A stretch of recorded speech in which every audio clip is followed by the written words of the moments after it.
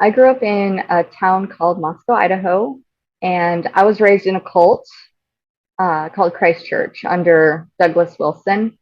And I know a lot of people are familiar with him and his work. The cult is very misogynistic in many ways. It focuses really strongly on disempowering women and empowering the white man. One of the things we were taught was that black skin was the mark of Cain. I remember hearing that in Sunday school very early on. Um, Wow, I did not very, realize that they taught that. That's crazy. I heard that yeah, at Bob Jones University, but I did not realize they taught it too.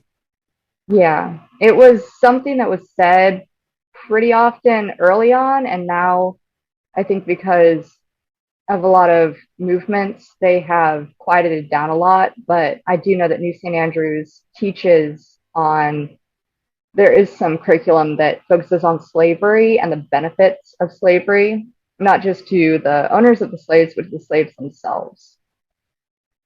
So it's very unhealthy. And is it correct? Doug actually wrote a book about that. Yes, Yeah, I didn't read it personally, and I don't want to. yeah. I've read a few quotes from it. It definitely seems like he's basically saying that that was beneficial to slaves in many ways to be in that slave master relationship of the early United States. Is that correct as far as you understand as well? Yes, absolutely, and it's completely wrong. Yeah, absolutely. Yeah. So just as we dive into your story, I do want to ask, can you set the stage for like how you were connected? Like what was your family already there when the church was there? Did you move there? Like when did how did you all get actually originally connected to Christ Church and to Doug Wilson? My family moved to Moscow, Idaho when I was very young. I was probably between 4 and 6. And my dad and mom found the church after moving there and they thought it'd be a good fit. And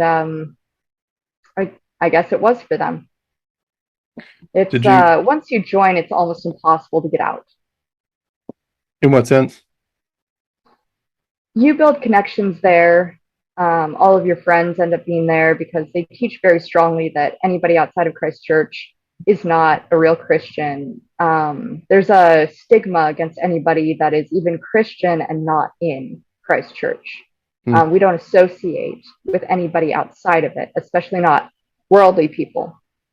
hmm. And so if you leave the church, you're basically shunned and you lose all your friends, your connections in the community. And now that Christchurch is so large and it takes up most of the town, it's you lose everything and potentially you could lose your income as well. A lot of people have to move away to a different state or a different town to recover.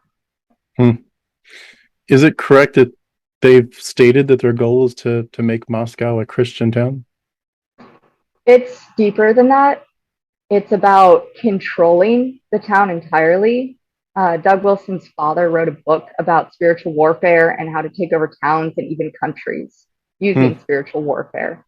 And it is something that has been in the works for decades. And at this point, from what I've heard recently, talking to another community inclusion specialist that works in Moscow, Idaho, in my line of work, they own the majority of buildings downtown and Hmm. they have a very strong presence in Moscow, stronger even than when I left 10 years ago.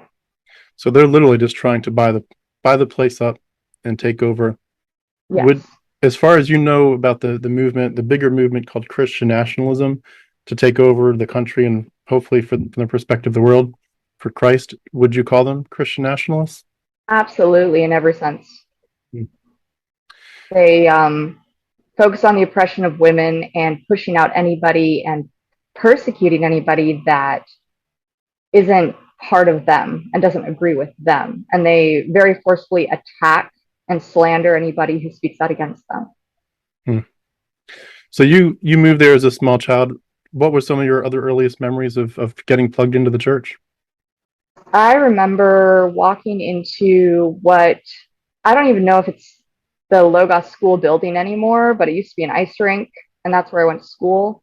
They converted it into Logos. The auditorium was where we had church services at the time, and I think it was shortly after Doug Wilson had taken over preaching, which he is self ordained and nobody appointed him.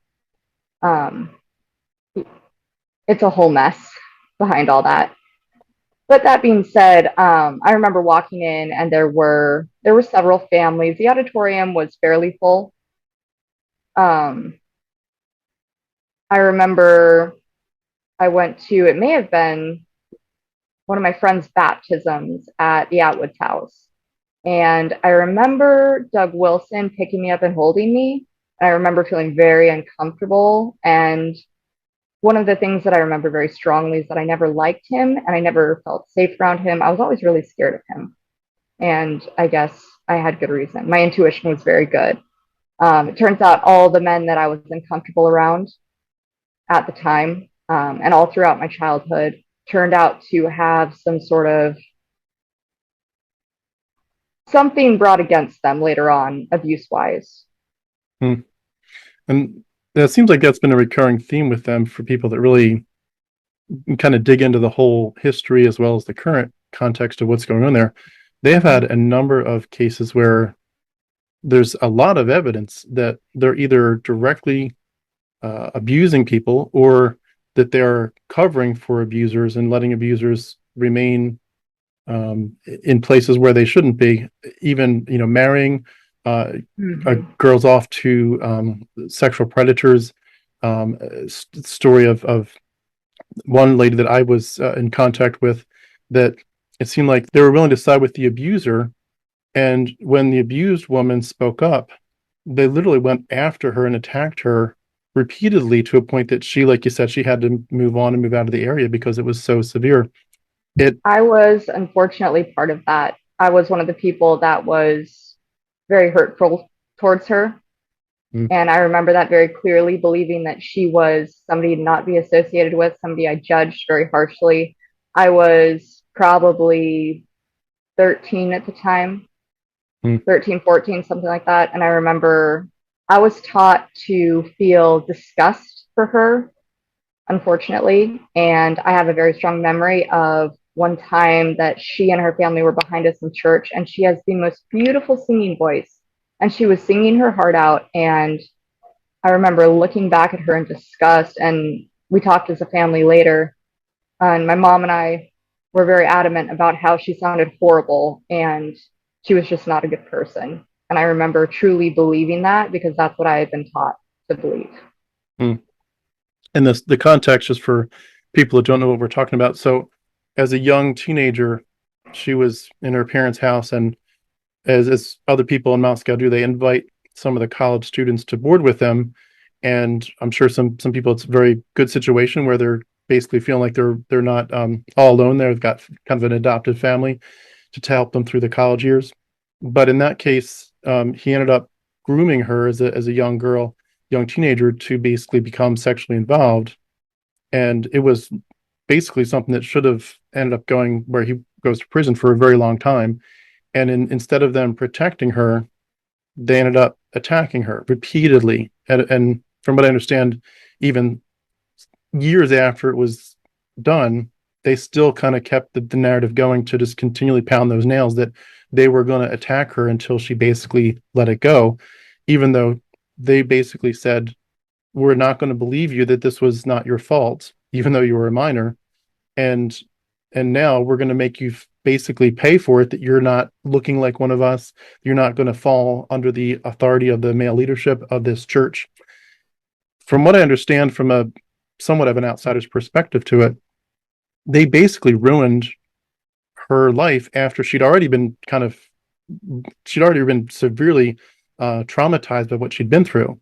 But they basically took that situation where this person who was very much needing loving kindness and support and to be believed and to be helped through this, instead they threw her under the bus and made her look like she was the problem instead of someone that needed to be taken care of. Is that your understanding of kind of the emotional context of how it evolved?